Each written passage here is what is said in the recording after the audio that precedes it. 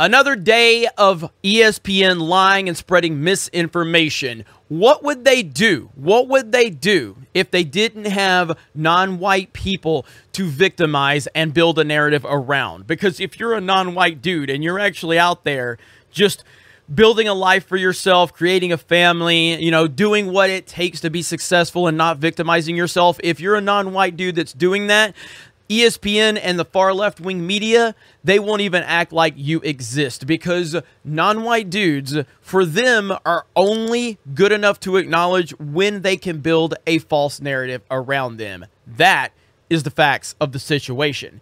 Here we are over on Outkick, and again, Outkick is doing a fantastic job of covering all of this. Thank goodness for Clay Travis and Outkick. Obviously, Sports Wars is killing it. We have almost 100,000 subs. Black and White Sports is almost at 100,000 subs.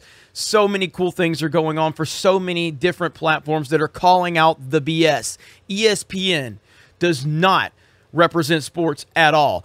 ESPN is simply a propaganda machine. It is ridiculous. ESPN's The Undefeated, again, lied to its readers this week when it published a column claiming that the NFL system is racist against black quarterbacks. The premise of the story is that Justin Fields won't go in as high in the draft as ESPN would like, and white quarterbacks like Mac Jones could go higher than ESPN prefers. Thus, ESPN blames systemic racism. I mean, me personally, I'm an Alabama fan. I don't think Mac Jones is going to make a great NFL quarterback. I don't. Now, I hope I'm wrong. I like Mac Jones, but I hope I'm wrong. I'm not as high on Mac Jones as a lot of people. Time will tell. Time will tell. So we'll see. But the point is there's a reason Mac Jones is elevating. There is valid reasons why, and it's not because he's a white quarterback. He obviously had a fantastic season, and he's shown a lot of promise in a lot of people's eyes. It's just ridiculous. The writer, some guy named Martin Z. Johnson, printed quotes that seriously make you wonder if he's obsessed, if he's so obsessed with skin color that it has blinded his ability to think in a coherent manner. When it comes to black quarterbacks, in particular, the NFL has long gone out of its way to keep the position as white as the painted yard lines on the field, Johnson writes. The paragraph undoubtedly plays well with ESPN management and other potential employees. Perhaps that's worth it if one is willing to report a lie that can be debunked in seconds if sports writers weren't rewarded with job security for increasing racial division. That's exactly right. And again, if you like this video, if you like what we're doing here, please, give us a thumbs up, subscribe to the channel, comment below, and share it out, because we want to continue to get the message out there of how horrible ESPN is and how terrible the mainstream sports journalism industry is. Trying to keep the position as white as the painted yard lines on the field, huh?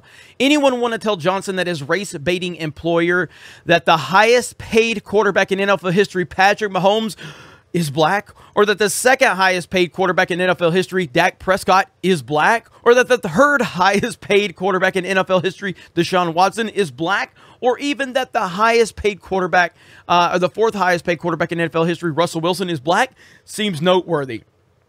What a pathetic line to write and then promote, which ESPN has. And there's ESPN calling them out again. It's absolutely ridiculous. There's Bobby and Clay calling them out. The idea that black quarterbacks are left behind in the draft is equally idiotic and wrong. Jameis Winston, despite narrowly avoiding rape charges in college, went first overall. Jamarcus Russell, Cam Newton, Kyler Murray, and Michael Vick also went first overall. ESPN, of course, won't publish that information. Those drafts must not be recorded in the databases. ESPN has sent a message in years that black quarterbacks are top prospects. Race is not a factor. In drafts that white quarterbacks may go sooner, race should be the headline. The goal is simple: intimidate teams so that they are afraid to draft white quarterbacks. It's so hard to think of a more dangerous and dishonest process than this. ESPN literally paying employees to lie and obsess over each athlete's skin color. That's the job. To say, despite all evidence that black athletes have it worse than white athletes. You could go do that. You could do this too if you're willing to accept a life as pathetic race baiting stooge. Here's the truth. Not everything is about race. A lot isn't about race. The quarterback position isn't about race. It's about performance. And that terrifies sports outlets and writers like Martin Z. Johnson. It is an absolutely ridiculous take on every single level. It's just unbelievable. But this is what they're going to continue to do as long as they have any kind of relevancy or following. Now, their ratings continue to drop. You know, we see them virtue signal all the time about what this was or what that was. But like Stephen A. Smith, for instance, virtue signaling about the WNBA, and yet he claimed that they were going to have more WNBA coverage. Well, they haven't had more WNBA coverage. You know why? Because nobody cares about the WNBA. And that's why ESPN doesn't talk about it, because no one cares about it. So ESPN and Stephen A. Smith and their left-wing nonsense continue to just spew bullshit on top of bullshit. They're never held accountable, but at least there are outlets like Outkick and Geeks and Gamers and Black and White Sports and Barstool Sports that are trying to show people that there's more than that mainstream nonsensical coverage.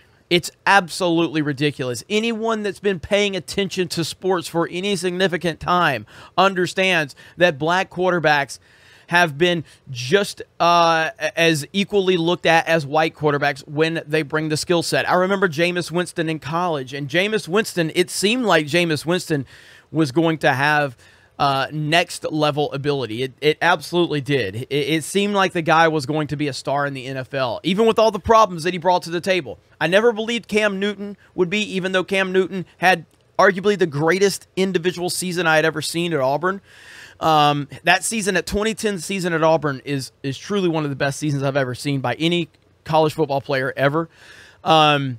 You know, Deshaun Watson, I felt, definitely had next-level talent, no doubt. Then you have people like a Mac Jones, who I don't necessarily believe that Mac Jones is going to be a great NFL quarterback. I just don't.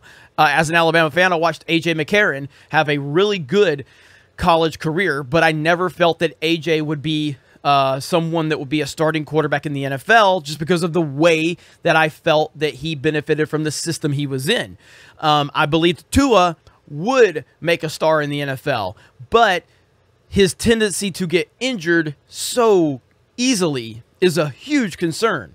So again, the fact that they try to dwindle this down to simply the color of someone's skin, it shows what they are all about. It shows what they are focused on. ESPN is trash. It is ran by trash people. It has a trash management structure. It's part of the mainstream. It's part of this left-wing echo chamber. And normal, everyday thinking fans are sick and tired of it.